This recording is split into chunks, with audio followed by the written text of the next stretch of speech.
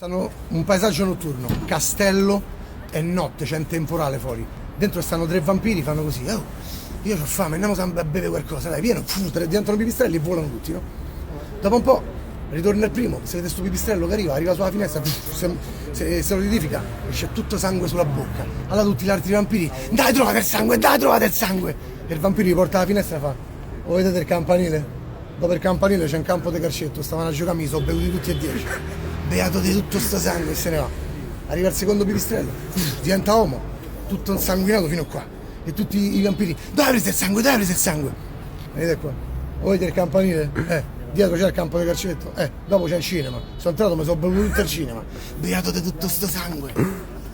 Arriva il terzo pipistrello, si solidifica, un uomo tutto pieno di sangue. Dove cazzo apre tutto sto sangue? Vuoi del campanile? Io non l'ho visto.